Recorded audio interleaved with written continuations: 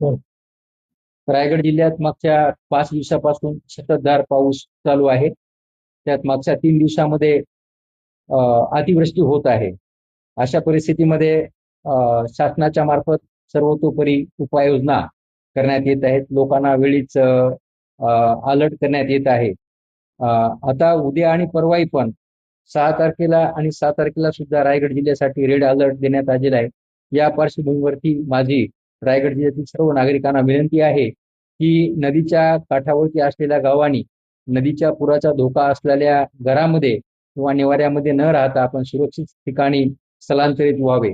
तसेच रायगड जिल्ह्यातील जे दरड प्रवण गाव आहेत त्या गावातील लोकांनी सुद्धा दरडीच्या खाली कुठेही रात्री मुक्कामाला न थांबता आपण सुरक्षित ठिकाणी शाळेमध्ये, समाज मंदिरात किंवा मित्राकडे किंवा आपल्या पाहुण्याकडे सुरक्षित ठिकाणी आपण स्थलांतरित व्हावे. कोणत्याही परिस्थितीमध्ये रात्रीच्या वेळी आपण दरडीच्या खाली कुठे मुक्काम करू नये असे मी कळकळीची विनंती आणि आवाहन सर्व नागरिकांना करतो.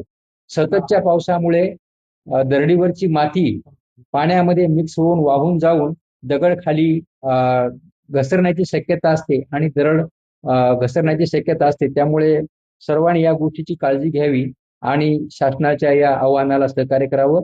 दरडप्रवण गावामध्ये आणि पूरप्रवण गावामध्ये आम्ही आमचे अधिकारी नेमलेले आहेत, पालक अधिकारी, त्यांच्या संपूर्ण सूचनाचे पालन करावे. आज जिल्ह्यामध्ये विविध ठिकाणी पाण्याच्या पातळ्या खूप वाढल्या होत्या. जवळपास 3 नद्या ह्या आपल्या धोक्याच्या पातळीच्या वर गेलेल्या होत्या आणि सावित्री नदीने सुद्धा इशारा पातळी गाठलेली होती.